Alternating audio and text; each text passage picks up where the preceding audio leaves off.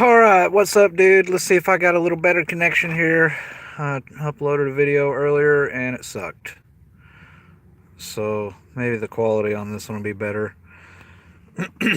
Anyways, this is what you would need to build. Is this guy. And that's your pivot point. Let's see if I can. And it's just a rod with an piece of iron right here, strong enough that your magnet will attract it. There's your wheel right there. So position it close enough to where it's gonna attract it. Put your spring right here. This will just be a solid bar. This is a solid support bar. This one is where it'll pivot just back and forth, so it can move back and forth like this, and your two contact points. Remember, that's going to be sparking, so use tungsten right there. Use tungsten there, and just connect your wires onto this bar and onto this bar, and connect that. That'll be your relay. And every time that magnet comes around, now listen, you may need to position your relay. You might need to advance it out of phase or retard it out of phase a little bit. Play with it. That's going to be your timing. I don't know if dead on is going to work, but yeah, that'll be your timing. And what else? Yeah, you may want to incorporate a resistor right here, a variable resistor. Either here. Yeah, I would say here. Yeah.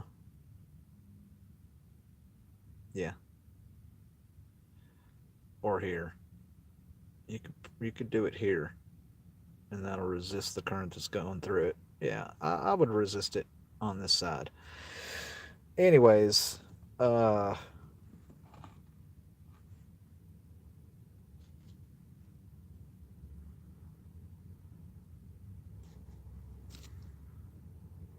was something else I was going to show. I was going to ask.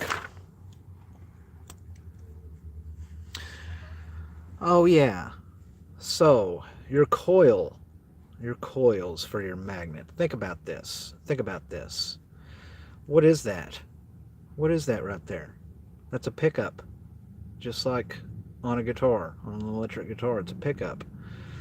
And every time the string vibrates, it sends a signal, a frequency and a voltage. It sends it into the amplifier. So this right here, what you have here is an antenna. This coil doesn't have to connect to anything, because as you know, when a south pole magnet approaches, it'll have that field because the magnet is going to induce the field in here, and so this is going to induce a field in your coil. Your coil is going to pick it up. It's going to pick up this charge. Something else. When you dump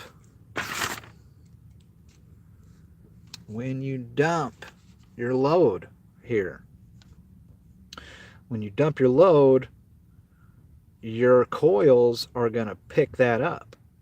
And if they're all connected, then it will affect everything everywhere. So when you pulse this, your pickup coils, your antenna is going to pick up that pulse, and it's going to feed it around. It's going to strengthen the entire wheel, and I think that's what you want.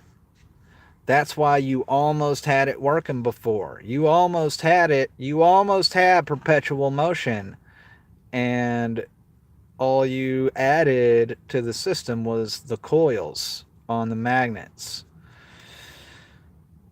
because all you need to do now is pulse this one in time with it, and yeah, you're gonna have fun playing around with this, because I don't believe you need to connect your coils, your pickups, to anything except possibly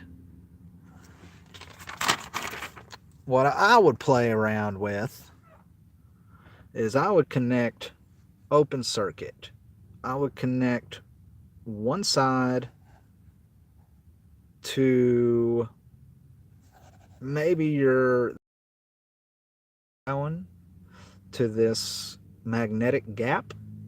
You can try that on your open side, and then on the other side you can go to ground, or you can, instead of connecting here to that wire, connect this to ground, your start to ground, and your finish, connect it to to just a regular antenna over here.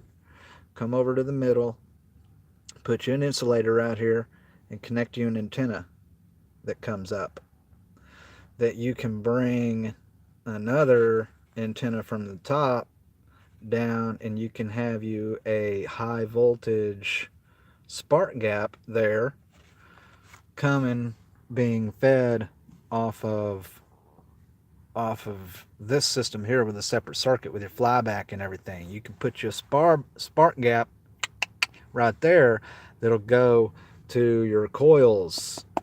That might be an interesting thing to follow, because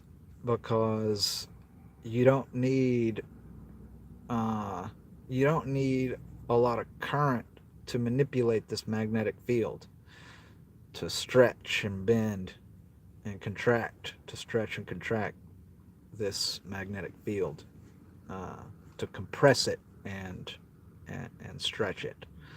Stretch and compress. You put it under tension and you put it under pressure.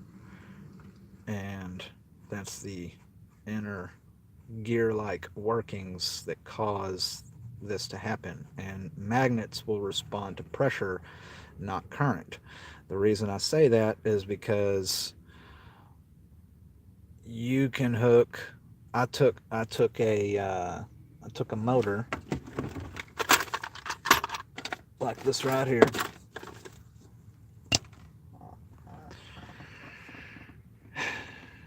This is a 3-phase DC brushless DC motor, and I've only got one wire connected on it anymore. Anyways, this is similar to your PMH. Now, the reason I say that is because you got your stator and you got your wheel. This wheel has a bunch of magnets around it, just like yours, north, south, north, south. All right. This is what turns. Now, your stator, it's got 3 phases. It's got, here, let me point to it. It's got 3 phases. You probably already know how this works. It's got 1, 2, and 3 all the way around. So your first phase is this one, skip 2, this one, skip 2, this one, skip 2, this one, all the way around. And you got 3 phases. And the way they connect together, the way they're all connected, is all the ends are, all the starts are open, and all the ends are tied together right there. All the ends are tied together. And so what this is this becomes a transmitter, because you have 3 positives going in and all the negatives are tied together and there's no return.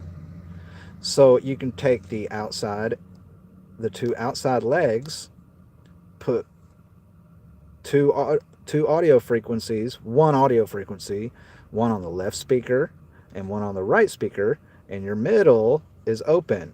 Positive, positive, nothing.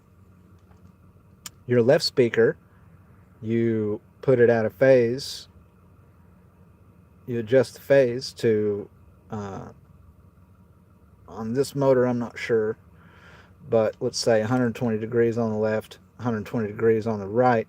You put a frequency into it, whatever pole motor this is. If this is an 8-pole motor, then you put an 8 hertz frequency into it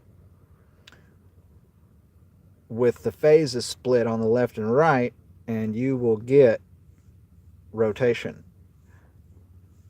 And then after rotation is achieved, you increase frequency to increase speed and all that. You have to increase the frequency and the volts. You can make this motor run on volts with very little current whatsoever, because it only takes volts and frequency to move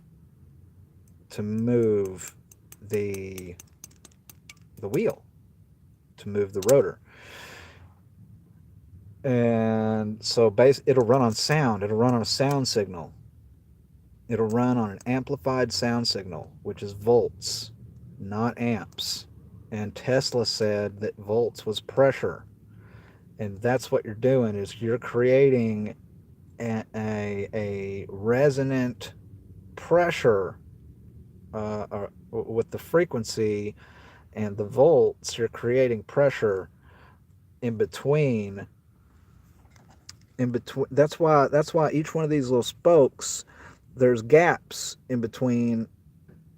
Each stator has 3 little horns, because it needs those gaps for rotation, for magnetic rotation, because it's all like little gears running all the way around with the way the magnetic field works when this is running. Because when this is running at high speed, your magnetic field is stretched out. It stretches out like putty.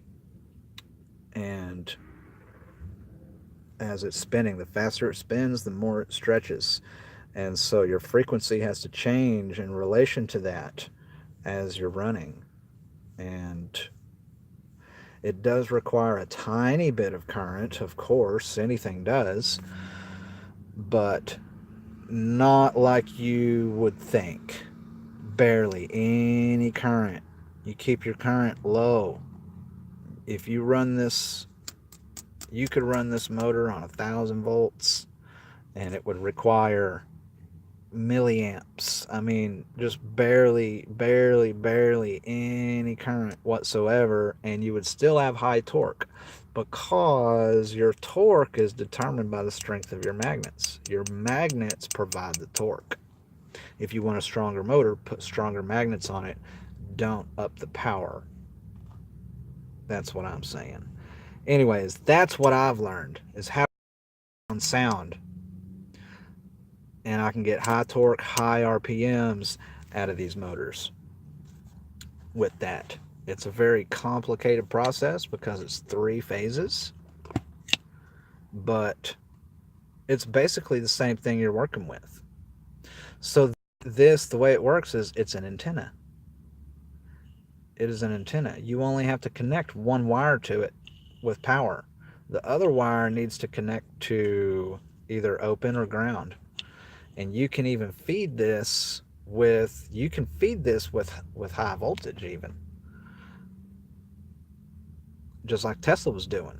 Connect one wire to an antenna and pump some radio waves into it.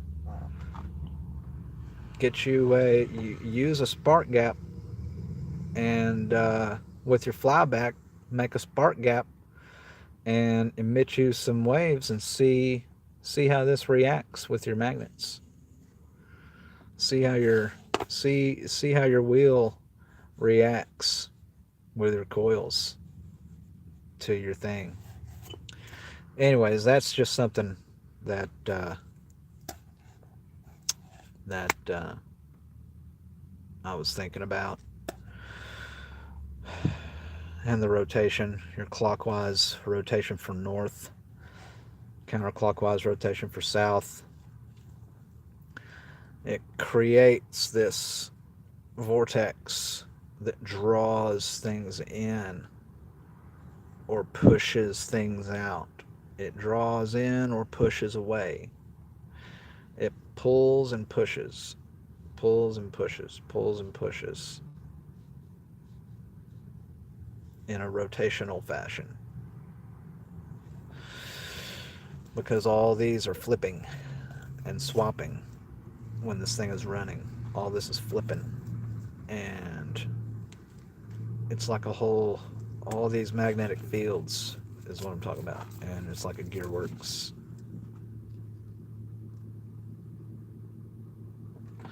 Anyways, enough of my rambles. I thought this would be a short video, but it's not. Sorry.